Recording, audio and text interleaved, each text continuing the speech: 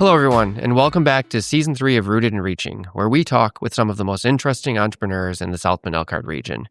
Today, we're visiting with Ujaswin Jain of NutriPop.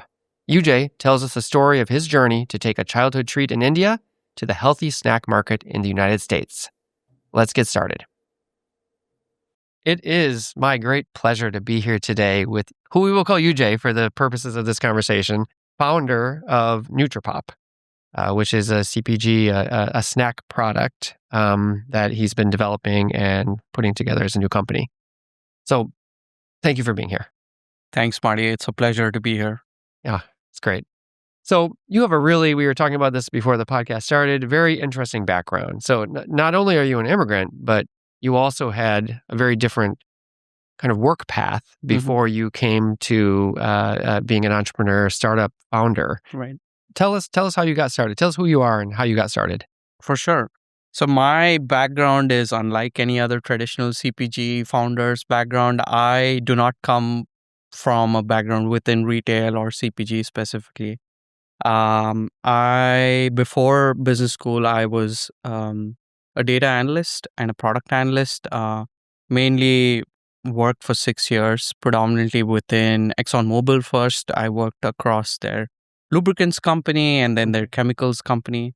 Did a lot of stuff with data, operations, automation, and just analytics in general. And that was my bread and butter. I used to slice and dice data, help executives, search for insights that they were looking for, which would help them make decisions. That was pretty much my background. No background related to food. Yeah, real heavy into data analytics. Yeah. And so for the audience, real quick, what does CPG stand for? Consumer product goods. Consumer product goods. Yep. An example of that would be a healthy snack, your typical, cereal that you eat every day in the morning. Okay. So very different than doing data analytics for ExxonMobil. Yep. Yeah, that is a huge turn. So you graduated in India, you started working for ExxonMobil. At what point, was that in the United States, or at what point did you transition to studying here? Yep. So all of my entire life pre-MBA, I've worked in India itself, and even ExxonMobil, the entire stint was in India. In India, okay. I did get a couple of opportunities to come here in the States, but then those never materialized because of COVID. And things ruined a lot of, COVID ruined a lot of things when it came to international plans. So that was a bummer, but then always wanted to, come to the States, get a degree, pursue higher education. And somehow I think when I was working at Exxon, I kind of wanted to, do something else, upskill myself. Sure. Yeah. You'd been there for what, 5-6 years at that point? Yep. I think 5.5, close to, Okay. For 5 years is what I spent at ExxonMobil. So you were looking for something new, something to keep pushing yourself forward. Exactly. Yeah. So what happened? So you ended up at Notre Dame, of all places. Yep. It's an interesting story of how I ended up doing this. I never actually thought that I would, pursue entrepreneurship at all. I, like every other MBA, wanted to get a corporate job and maybe at a consulting firm or maybe be a banker of some kind. But I even did an internship, tried my hand at financial management at a company called Ecolab. I'm not saying that I did not like the work, but then I just felt that this is not myself doing what I can do. Okay. When I, got this idea to Notre Dame, I basically just got a bunch of snack bags from home and pitched the product.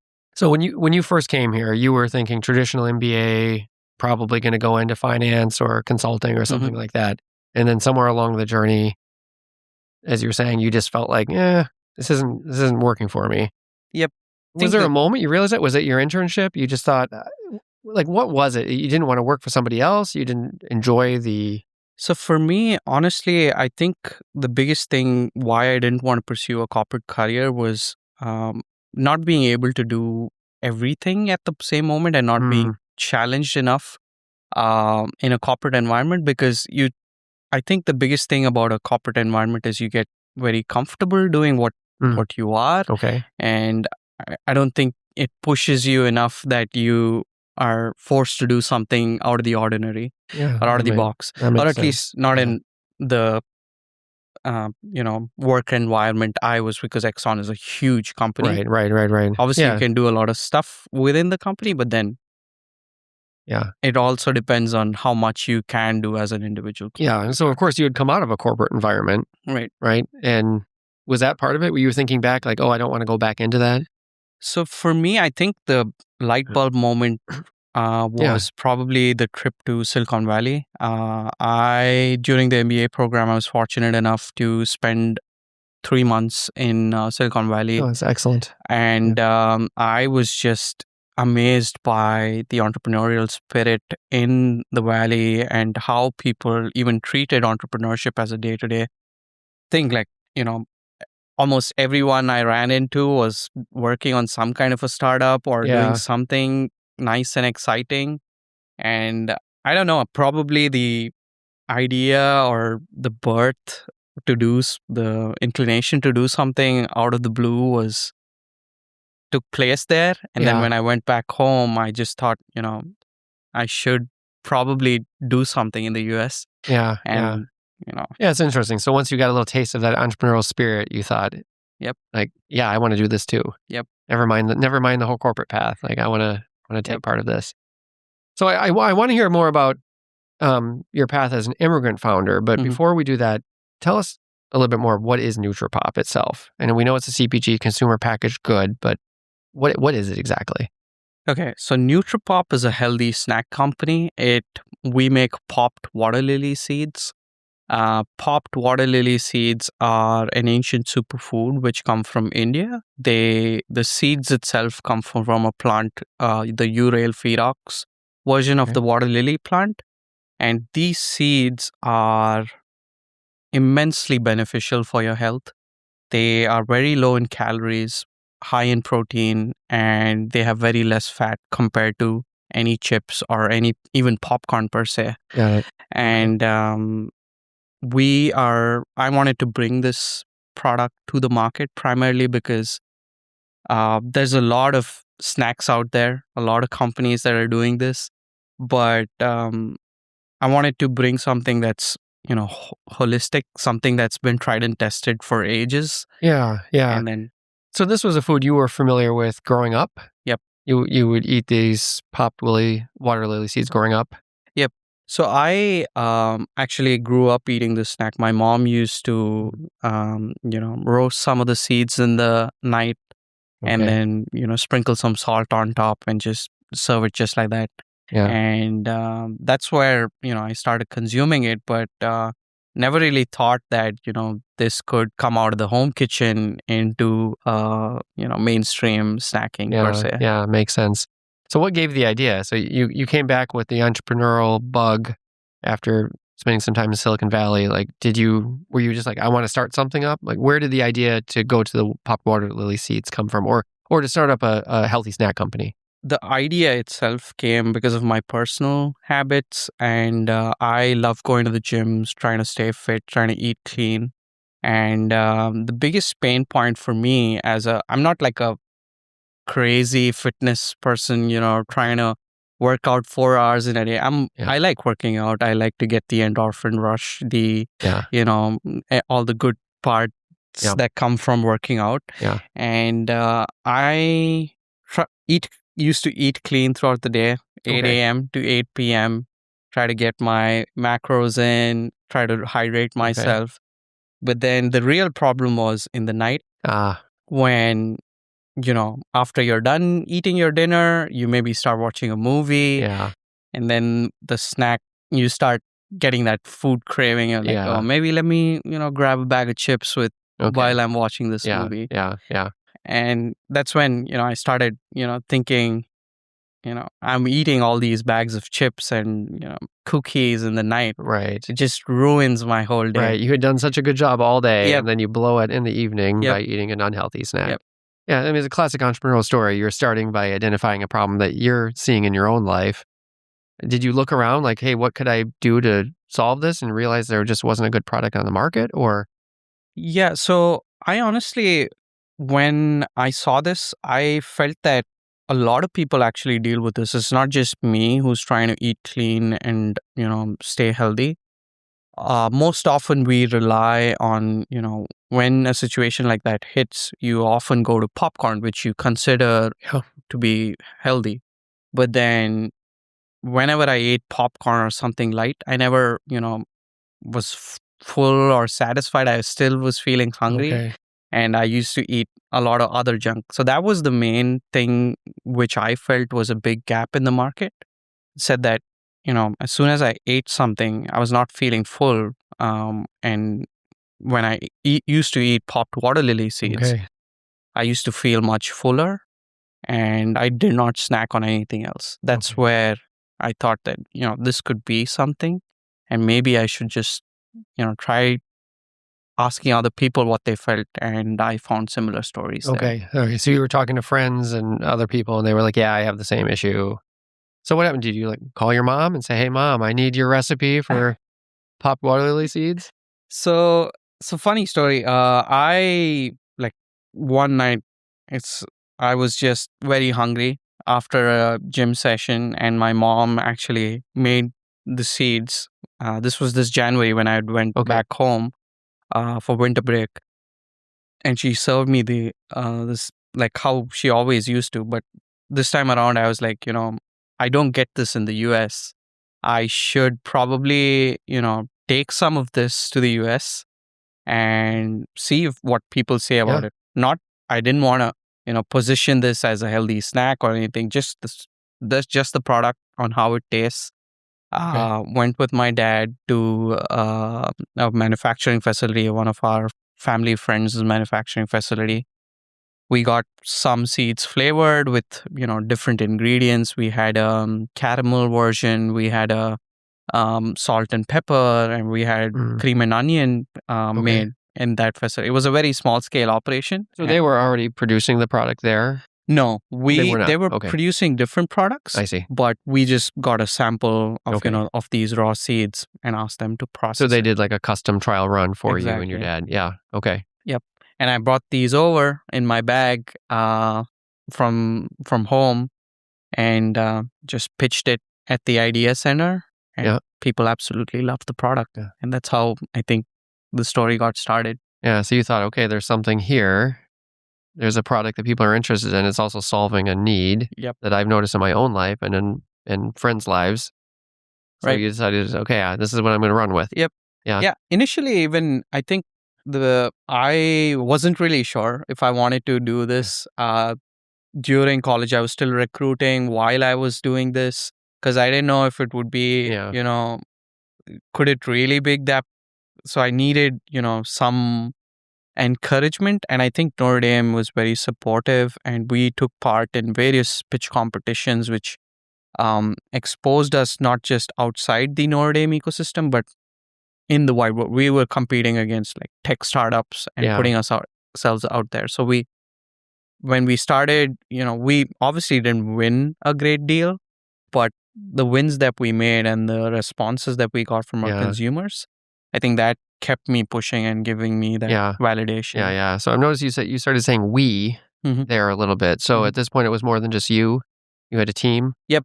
So I have two other team members who are Rishi and Audrey, who were there right when I first pitched the product. Okay. And there was another pitch competition coming up after, as soon as I pitched, and I just called them up and I was like, guys, do you want to join me in this pitch competition? And they jumped aboard, Okay. and we pitched together, and we've been together since. Yeah. Okay. That's great. So Yeah. you have a team. So pitch competitions, a lot of Notre Dame connections. Yep. Was this through the Idea Center or through the Esteem program or McCloskey? So this was Just Race to Revenue. I think you did Race to Revenue this Yep. summer. Yeah. So this was through the Idea Center mainly. They have pitch nights on Fridays. Okay. I don't know if it's called pitch nights. They're just called Friday pitches, I believe. Okay. Every Friday, you get to pitch your idea, win $1,000 proof of concept Yep. fund to pursue your idea. Yep. And I think it's a great way to, push entrepreneurs to pursue their ideas in general. Yeah. And that was the initial momentum that we got. And then we were associated with the Idea Center for the Race Revenue Program Yeah. and a bunch of other pitch competitions and other avenues where we've received constant support. What was it like to go from being a corporate data analyst to standing in front of a crowd, selling your idea? Yep. Pitching your idea. Seems like a big change. Yep. It is quite actually. It's out of the ordinary, I would try to say, because in as a data analyst, you have a bunch of information that you have to analyze, and you make interpretations of the information and then give solid conclusions to decision makers from the data that you've evaluated. When it comes to pitching, it's putting yourself out there, no matter how much you've rehearsed or tried to, tell yourself that this is what I'm going to say. Yeah. Or when you actually go up on stage, you really have to keep in mind that there are multiple ways to, put your idea across. Different people are looking at different things. And it's you can see it. I mean, data analyst seems like a very behind the scenes job. Right. And then all of a sudden here, you're now the public face of this startup company. Yep. It is. I think that it was quite a perspective shift for me, because I'm a very introverted person, do not like to, put myself out there unless and until it's needed. Yeah. But then I think when you are running your own business, you have to put yourself out there and have to talk to people. Yep. And I think the MBA program itself contributed a lot in, just helping me put myself out there, forcing me to, give presentations, try to talk to people, network intensely. So I think that obviously helped quite a bit.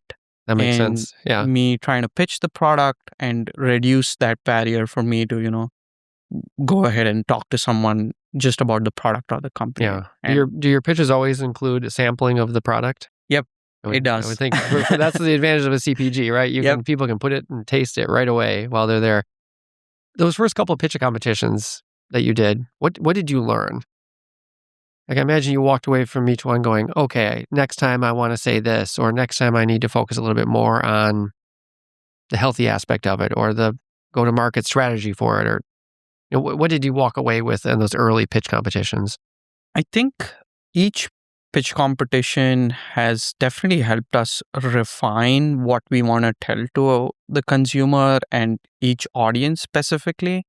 And early on, our pitches were, focused on a lot on, let's say, the problem itself and the product itself. But then I'm not saying these are things that we shouldn't focus on, but we realized our product, there is a problem. Obviously, we need to focus on, the problem. But then I think more attention was needed towards the education about the product itself. Okay. So we had to change tactic on talking about, focusing more on the product. Focusing more on the problem to focusing more on the solution. Okay. And then seeing how we spoke about traction in general. Okay. So those were the things I think that came incrementally to us. And then obviously we started digging deeper and deeper into the market of how earlier we just used to compare ourselves to, let's say, a chips or a popcorn, but then we realized we had to go deeper and understand our competition better. What is differentiating us from our competition? Right. What helps us, how are we different? What is our story? And I think our story was missing in the beginning. Our story, I believe that too. People do love a good story. Yep.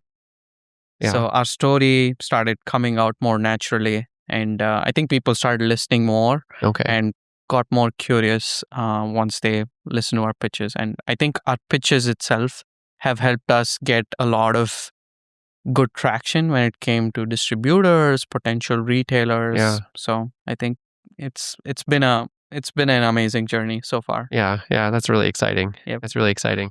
So I want to ask you more about where you are with the product, but before we do that, Mhm. maybe talk to us a little bit about how has it been as an immigrant founder in the United States getting a new startup off the ground? Sure. Were there things you noticed as obstacles? Were there moments where you got the help that you needed? I think being an immigrant founder, first of all, is not easy at all.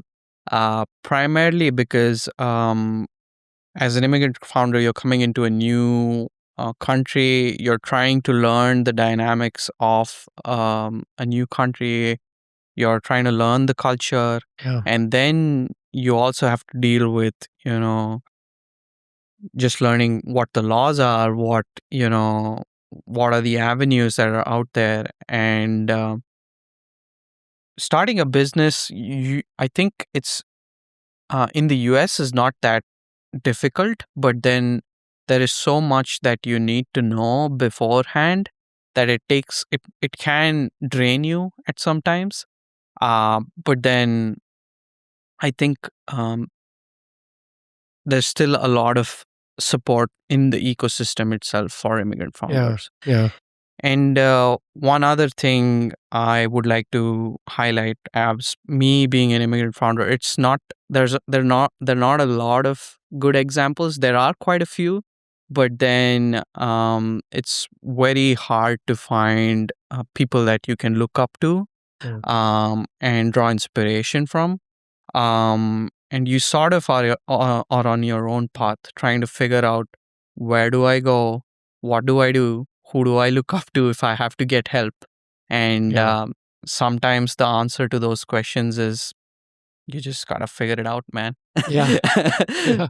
Yeah, I'm And sure it is. I'm sure that, yeah. so Still, so it sounds like you sometimes wished for a network of other immigrant founders that you could bounce ideas off of or commiserate with. more so when it comes to the network, even fellow entrepreneurs, just talking to fellow entrepreneurs from other countries Yeah. who are not maybe first generation immigrant founders whose families have been here.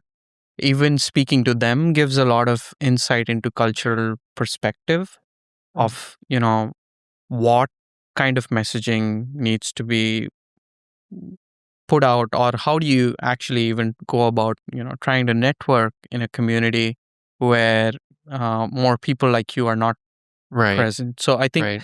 that kind of community helps a lot. So Yeah. No, that makes a ton of sense. Yeah, I've heard too. It's relatively easy to start a business in the United States, but XYZ, there's a lot of things that you have to know. Do you remember what were some of the biggest challenges at the beginning? yeah, some of the biggest challenges straight away, I think when we launched NutriPop, one was to get the trademark itself. So if you have to get a trademark, it's very hard for an international entrepreneur to have an IP over a trademark. So I see. I was lucky enough that I had a co-founder who was a national citizen, Okay. and we were able to secure the name, secure the word mark, because losing out on the trademark was one of the most challenging things. And then second thing is again, when it comes to funding, a lot of investors are not comfortable putting in money into startups which are found by non-national citizens. So I think Why do you think that is? I think it's predominantly because of the visa Oh, situations. yeah. So I'm on my OPT. I have a limited time, so they I think that will the business stay intact if Yeah. a So they see founder. an additional risk factor because you Exactly. may end up leaving the country. Yep. Mm. And How then did you address that with founders? Or I mean, not founders, but investors. so we are bootstrapping. We luckily did not have to have not had to raise capital up to this moment, so we haven't dealt with that in general. Okay. But I think it's obviously on my head when it comes to raising money. but there are solutions which exist, which I learned about after, doing a lot of research on my own, that there are pathways to raise money as an immigrant founder. They're having a co-founder who's like a citizen, Okay, obviously helps that's a lot. helpful. Yeah. And then you can obviously work to establish a fiduciary board, which can help show that the organization is committed to staying in the US. And then I think investing itself, we as a company are committed to bring a lot of manufacturing within the states as well. So I think that Yeah. kind of activity increases the potential of investors having to, Yeah, that makes sense. grow that belief that, Yeah. this business is going to be viable. But you had to figure that out on your own, it sounds like. Quite a bit. Quite a bit of it. Yep. Okay. I did have support with the Idea Center Great. who directed me through the right resources. But yeah, a lot of it was just trying to Google, use ChatGPT Yeah. to see what. Do you have any other immigrant founders that you're in touch with? Or have you met some as you've gone on the journey? Yep. I've been fortunate enough to meet them through various avenues. Yeah. I think the Race to Revenue Accelerator itself put me in touch with a couple of them. That's great. And then I've participated in various forums where I meet immigrant founders. And I think having that network has helped substantially. Yeah, that's great. That's great. I'm thinking, this is kind of a throwback question here now, but I'm thinking about you and your dad going to run these test trials of the product. What were your parents like, why would you give up a corporate career to start up a snack food company? Or like, how did that conversation go? Yeah, I think I've been very lucky in terms of getting the support from family. My family, my dad is an entrepreneur himself. Okay.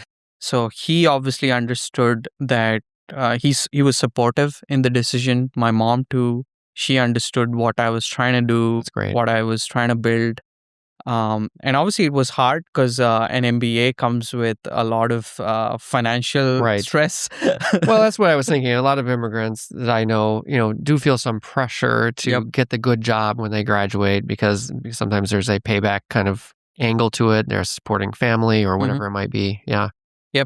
Yep, that is something that I'm dealing with too. It's not that it's completely gone away, but then Yeah. I believe that this is the only time I would probably get a chance to pursue something that I really want to do. Yeah.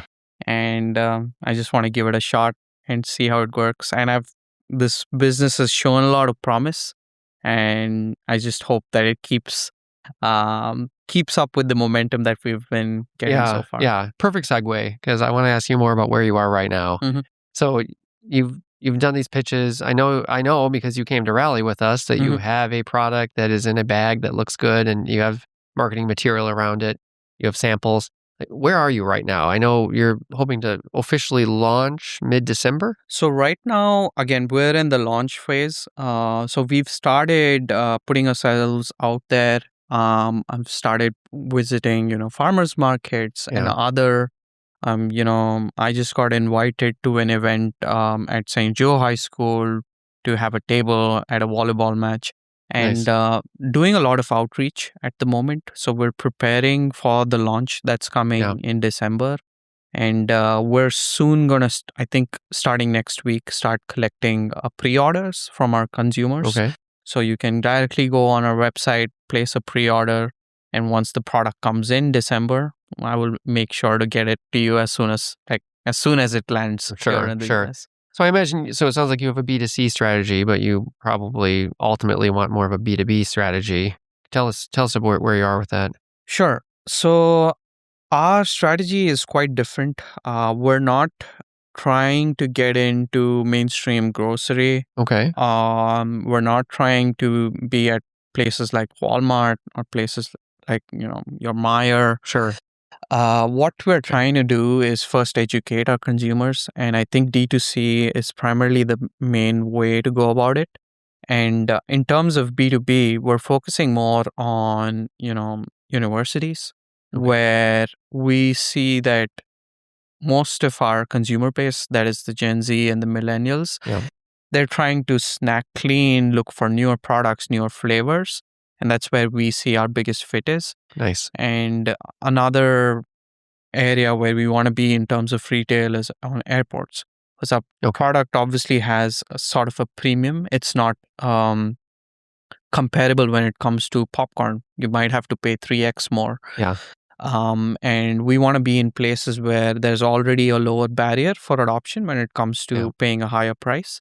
So right now, even though we're targeting those channels to push the product, but our goal at the end of the day is to make this a mass market accessible product. We don't want it to be sitting in, shelves where people like the mass cannot reach the product.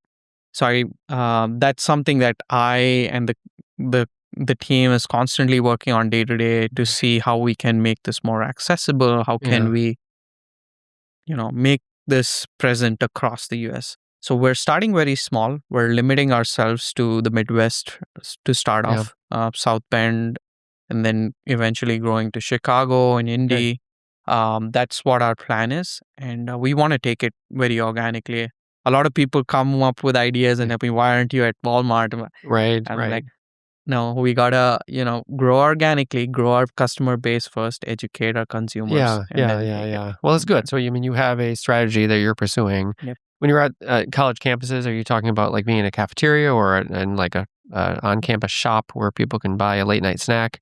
Yep. So on college campuses, we are mainly going to be in the convenience stores and on cafes, mainly. So healthy cafes, particularly, like think of a salad bar or a healthy sandwich shop where, you try to complete a meal, but then you obviously get the salad, you get a drink, but then you get that bag of chips, which is not healthy. So we're trying to replace that. Yeah, that's perfect.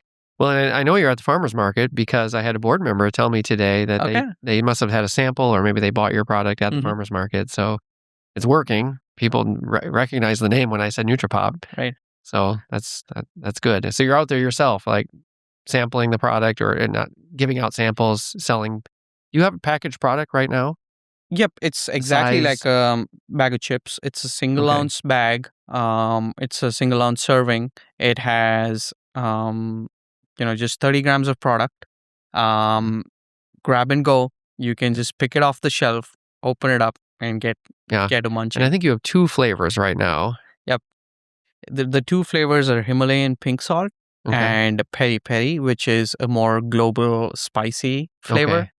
So we're launching with these 2, and these have received a lot of positive response. Yeah. Did you try a bunch of other samples leading up to those 2 kind of making the final cut? Yep. It was forcing your co-founders or your partners to eat a bunch of different flavors? Yep. We did a lot of product testing, a lot of consumer surveys. We actually had 7 or 8 flavors that we wanted to try. We had sour cream and onion. We had a barbecue flavor. We had I'm forgetting a caramel flavor, which people loved, but we still have to get the recipe right for the caramel. But these were some of the flavors which we had to say no to, even though we loved them. Yeah. And consumers also loved them, but the 2 that we've picked are obviously the ones that people loved the most. Yeah. And these are the ones that we're going ahead with. We narrowed it down to these 2. We're going to run with these 2. Yep. Where's the manufacturing happening right now?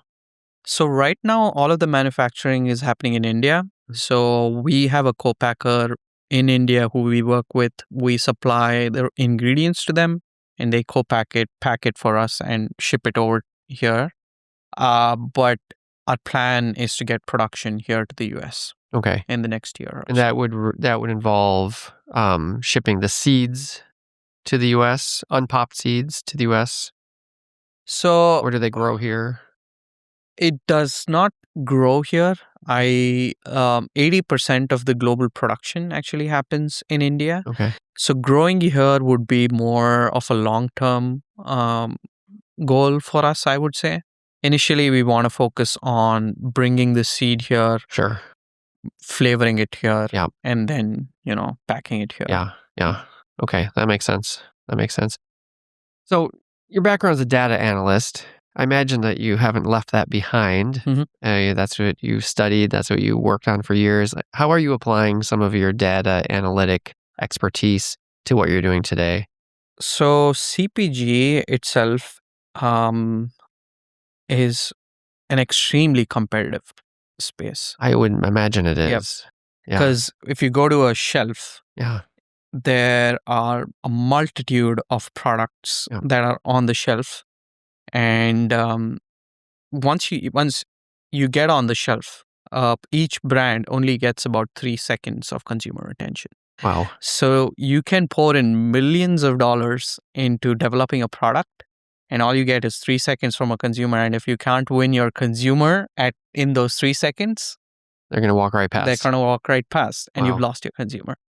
So it is extremely important to see what needs to go on the front of the package, how attractive your packaging looks, what kind of messaging you want to put on the front of your package. So we've done a lot of research into the data to see what are the things that a consumer wants in a product, what are the things that sell, and how clearly can we convey those things to the consumer. Yeah, that's excellent.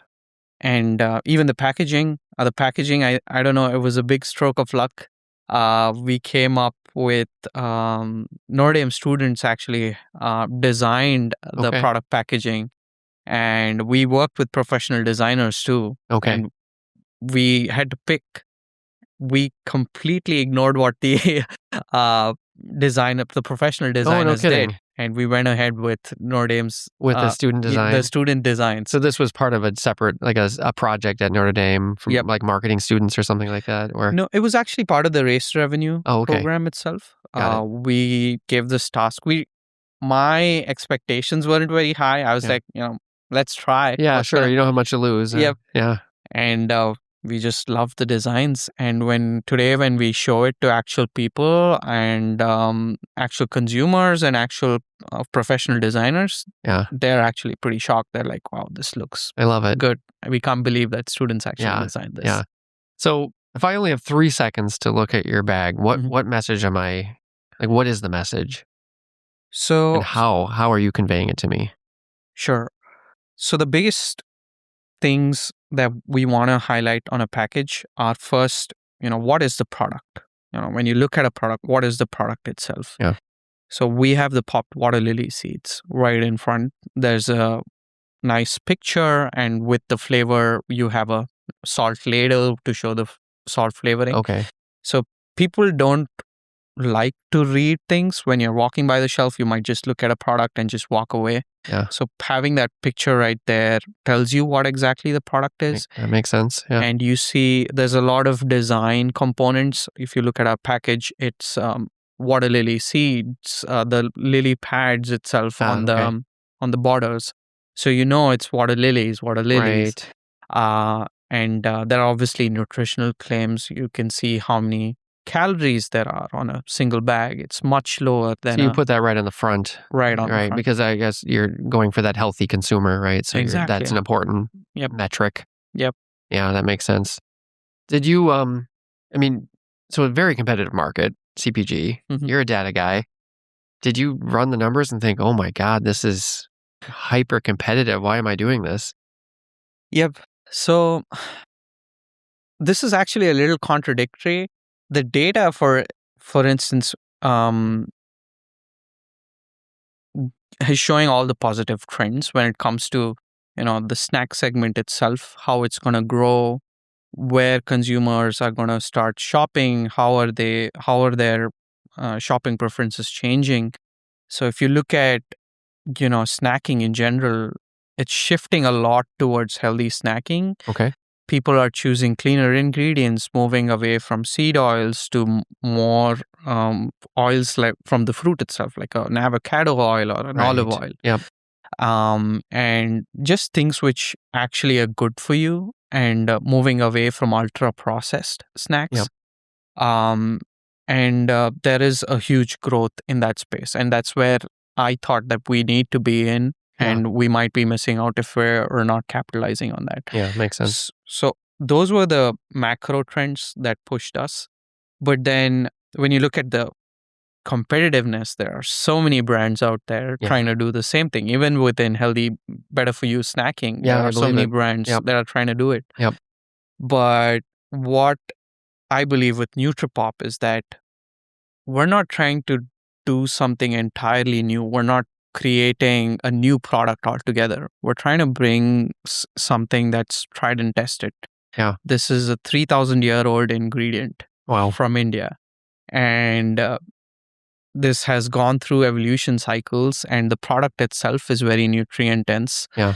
It's packed with, minerals. It's packed with, macros are obviously good, but then it's very low in your glycemic index. So for a fitness conscious individual, I don't want my blood sugar to keep having those ups and downs or those spikes.